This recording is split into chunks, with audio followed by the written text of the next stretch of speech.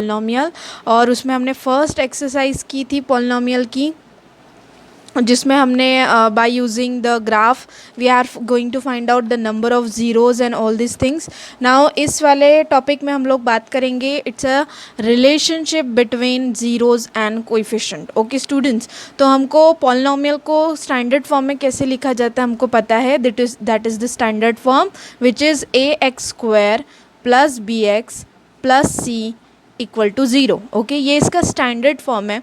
तो ज़ीरोज़ का मतलब मैंने लास्ट टाइम आपको बताया था, एक्स का ऐसे वैल्यू जहाँ पे जो क्वाड्रेटिक इक्वेशन है वो क्या देता हो, उसका सॉल्यूशन विल बी या वो उसकी वैल्यू ज़ीरो फाइंड आउट करता है, यानी वो एक्स का वैल्यू जहाँ पे इक्वेशन क्या हो जाता होगा ज़ीरो। ओके, तो आपको कोएफिशिएंट मतलब दिस इज़ द एक्स के सामने जो वेरिएबल्स होते हैं, यानी जो वेरिएबल्स एक्स के सामने जो कांस्टेंट होते हैं, जैसे कि यहाँ पे ए है, एक यहाँ एक्स के सामने बी है और जो बचा हुआ कांस्टेंट है सी, तो इन जो कांस्टेंट होते हैं इनको बोला जाता है कोएफिशिएंट्स। ओके, तो आपको इन कोएफिशिएंट्स और ज़ीरो के बीच में क्या रिलेशन है इस पर प्रॉब्लम्स डिस्कस करने हैं। Before that there is a two formula.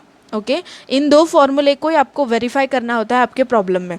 तो चलिए देख लेते हैं कि पहले फार्मूलाज क्या है। तो is the sum of zeros, हो सकता है कि आपको एक्स, क्योंकि इट्स अ क्वाड्रेटिक इक्वेशन हमने कंसीडर किया है, तो डेफिनेटली यहाँ पे एक्स की दो वैल्यूज़ आएंगी। ओके, इन दो वैल्यूज़ का आपको सम करोगे तो सम कुछ ऐसा आना चाहिए, minus coefficient of x upon coefficient of x square, यानी जो भी आपकी एक्स वैल्यूज़ होंगी आप जब उन दोनों का सम करेंगे, यानी सिंपल एडिशन, दो वैल्यूज़ आएंगी, एक्स की दो नॉर्मल मतलब दो नेचुरल वैल्यूज़ आएंगी, तो जब आप उन दोनों को ऐड करोगे तो ऐड करने के बाद आपको कुछ इस तरह का बिहेवियर दिखना चाहिए कि minus of coefficient of x minus coefficient of x मतलब एक्स के सामने जो भी नंबर होगा, और कोएफिशिएंट ऑफ एक्स स्क्वायर मतलब एक्स स्क्वायर के सामने जो भी नंबर होगा उन दोनों को माइनस लगा के जो नंबर फॉर्म करता होगा वो, और आपका सम, ये दोनों अगर सेम हुए तो इसका मतलब सम ऑफ ज़ीरोज़ वेरीफाइड हो गया।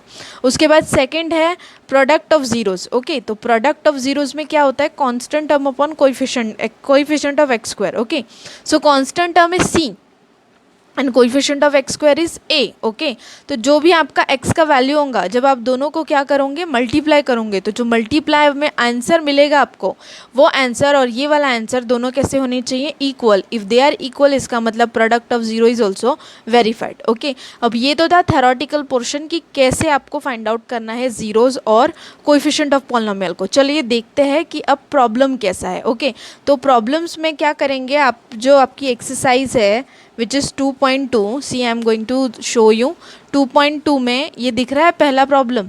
इसमें क्या बोला है, find the zeros of following quadratic equation. आपको इसकी ज़ीरोज़ भी फाइंड आउट करने हैं। ओके, उसके बाद आपको वेरीफाई करना है कि उन दोनों के बीच में रिलेशन क्या है, मतलब ज़ीरोज़ ऑफ कोएफिशिएंट के बीच में रिलेशन क्या है।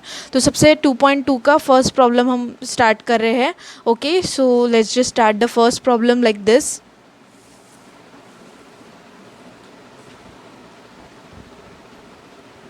Okay student, this is the first problem. Okay, क्या है problem, x square minus 2x minus 8। Okay, इसमें आपको चेक करना है, सबसे पहले आपको ज़ीरो फाइंड आउट करना है, उसके बाद आपको रिलेशनशिप फाइंड आउट करनी है। तो ज़ीरो फाइंड आउट करने के लिए आपने 9th स्टैंडर्ड में मेथड पढ़ा होगा, आपको इसको फैक्टराइजेशन फॉर्मूले से फाइंड आउट करना होता है। अब फैक्टराइजेशन क्या होता है चलिए देख लेते हैं, इसको आप डिटेल में क्वाड्रेटिक इक्वेशन में पढ़ेंगे, but before that let's just check, इसको आपने 9th स्टैंडर्ड में भी पढ़ा होगा फैक्टर फाइंड आउट करने का। सो मैंने क्या किया, जो अपना गिवन प्रॉब्लम था उसको लेट पी ऑफ एक्स, क्योंकि ये पॉलिनोमियल है तो इसलिए पी ऑफ एक्स, और ये वेरिएबल एक्स में है इसलिए मैंने पी ऑफ एक्स से इसको क्या कर दिया, डिनोट कर दिया। ओके, तो so the zeros will be value of x at which p of x is zero. Zeros मतलब क्या होता है, जब ये पी ऑफ एक्स यानी this equation is equals to zero होता है, राइट। तो मैंने this equation is equals to zero consider कर लिया।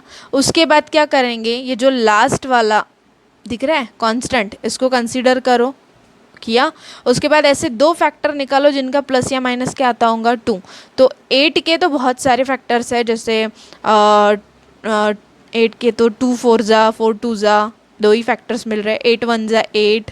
ओके, तो इन फैक्टर्स में मुझे जो फैक्टर चाहिए था दैट वाज 4 2 ज़ा, क्योंकि अगर मैं दोनों को माइनस करूं यानी 2 - 4 करूं, राइट, -2 - 4, तो इट विल बी -2, और मुझे -2 की ज़रूरत है, तो इसलिए मैंने 4 को माइनस साइन दिया और 2 को प्लस साइन दिया, क्योंकि मुझे -8 भी चाहिए था और -2 भी चाहिए था, और उसके साथ में ही मुझे -2 की वैल्यू भी चाहिए थी, राइट। तो मैंने क्या किया, 8 को फैक्टर में डिवाइड कर लिया 2। ओके, अब मुझे जो ये 2 फैक्टर्स है ना बच्चों, मुझे इन 2 फैक्टर्स को ये -2 की जगह लिखना है। तो कैसे लिखेंगे, पहले x² एज इट इज़ लिखेंगे। ओके, उसके बाद ये जो 4 है -4, इसको लिखा और x को उसके साथ जोड़ दिया। ओके, फिर ये +2 है, उसको लिखा और ये x को उसके साथ जोड़ दिया, और जो -8 था वो एज इट इज़। ओके, उसके बाद क्या किया स्टूडेंट, ये दोनों टर्म्स दिख रही है, इसमें मुझे क्या दिख रहा है, ये जो एक टर्म है, ये 2 टर्म्स है, राइट। ये 2 टर्म्स मिला के 8 टर्म, और ये 2 टर्म्स मिला के एक टर्म, ऐसा सोचो। तो इन 2 टर्म्स में देखो, मुझे यहाँ भी x दिख रहा है, यहाँ भी x दिख रहा है, तो मैं क्या करूँगी, इस x को बाहर निकाल दूँगी।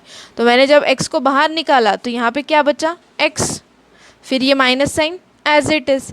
यहाँ देखो x को बाहर निकाल दिया, यहाँ तो एक ही बार x था, इसलिए x गायब हो जाएगा और सिर्फ 4 बचेगा, राइट। प्लस अब ये दोनों टर्म्स में आपको क्या है, सबसे पहले साइन को भी देखना होता है। तो यहाँ बच्चों दोनों जगह यहाँ प्लस है और यहाँ माइनस है, राइट। तो ऐसे टाइम में आपको क्या निकालना है, प्लस। अगर दोनों माइनस होंगे तो आपको माइनस को निकालना पड़ेगा, इसलिए क्लियर। जब सेम साइन होंगे तो आप वही चीज़ बाहर निकालोगे, लेकिन जब अपोजिट साइन होंगे तो आपको सिर्फ माइनस प्लस को ही बाहर निकालना है। ओके, उसके बाद देखो ये 2x - 8, दोनों में कुछ कॉमन दिख रहा है क्या, हाँ मुझे दिख रहा है। मैं इस 8 को 4 × 2 लिख सकती हूँ ना। तो मैं क्या कर रही हूँ, 4 × 2 लिख रही हूँ इसको। तो जब यहाँ भी 2 है, यहाँ भी 2 है, क्या करेंगे, बाहर निकल जाएगा। जब बाहर निकला 2 तो यहाँ कौन बचा, x, बाहर निकला 2 तो यहाँ कौन बचा, 4, और साथ में कौन सा साइन बचेगा, नेगेटिव। हमेशा याद रखना स्टूडेंट्स, जो ब्रैकेट यहाँ बनता है वही ब्रैकेट यहाँ पे भी बनेगा, अगर नहीं बन रहा है तो देयर इज़ अ प्रॉब्लम।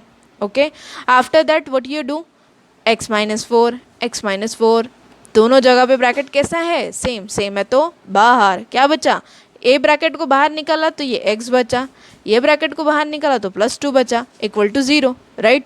फिर इसके बाद क्या होता है, first bracket = 0, second bracket = 0, like this लिख सकते हैं हम, x - 4 = 0, x + 2 = 0, राइट। फिर क्या करेंगे, ये नेगेटिव इधर आया तो पॉजिटिव, इसलिए +4 आया, ये पॉजिटिव इधर आया तो नेगेटिव, यहाँ आया -2। तो ये द ज़ीरोज़, तो ये जो इक्वेशन था, कौन सा इक्वेशन, x² - 2x - 8, इसका जो ज़ीरोज़ है ये फाइंड आउट हो गए, which is 4 and -2। Okay, now we have to check कि ये जो हमने फाइंड आउट किया है, क्या ज़ीरोज़, क्या ये हमारे सम ऑफ ज़ीरो और प्रोडक्ट ऑफ ज़ीरो को वेरीफाइड करते हैं कि नहीं करते। ओके, तो कैसे फाइंड आउट करेंगे स्टूडेंट्स, सबसे पहले sum of zero, this is 4, this is -2, दोनों के बीच में सम कर लो, सिंपल सम है, प्लस माइनस माइनस, तो 4 - 2 विच इज़ 2। अब ये जो 2 है इसको मैं -2 अपॉन 1 लिख सकती हूँ, डेफिनेटली डिनोमिनेटर में कुछ नहीं तो 1 होता है, और ये देखो प्लस है तो प्लस को मैं माइनस माइनस लिख सकती हूँ, क्योंकि माइनस माइनस क्या होता है, प्लस। अब मैं ये क्यों कर रही हूँ, क्योंकि मुझे इसको वेरीफाइड करना है। हमने जब भी आपको फॉर्मूला पढ़ाया था, which is that minus coefficient of x upon coefficient of x², right. ये तुम्हारा इक्वेशन है, इसमें क्या है, माइनस कोएफिशिएंट, ये माइनस साइन दिख रहा है, माइनस साइन यहाँ पे, हाँ, coefficient of x, coefficient of x -2 है, this is -2 upon coefficient of x², 1, यहाँ पे भी 1 है, देखा, वेरीफाइड हो गया। तो पहला हमारा सम ऑफ ज़ीरो वेरीफाइड हो गया। Second, product of zero is equals to, अब क्या करेंगे, दोनों का प्रोडक्ट कर लेंगे, तो ये 4, ये -2, दोनों के बीच में क्या करेंगे, मल्टीप्लाई, 4 × 2 = 8, -8, -8/1, कुछ नहीं है मतलब 1 लिख सकते हैं, बिल्कुल लिख सकते हैं। कांस्टेंट टर्म, अब हमारा प्रोडक्ट ऑफ ज़ीरोज़ का फॉर्मूला क्या था, constant term upon coefficient of x²।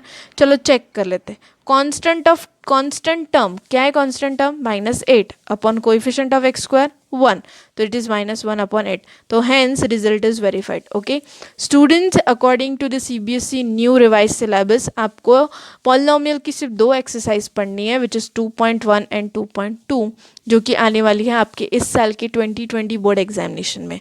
ये आज के लिए इतना ही। आप जो एक्सरसाइज है 2.2 इसका ये first question as a homework try करिएगा. That's it.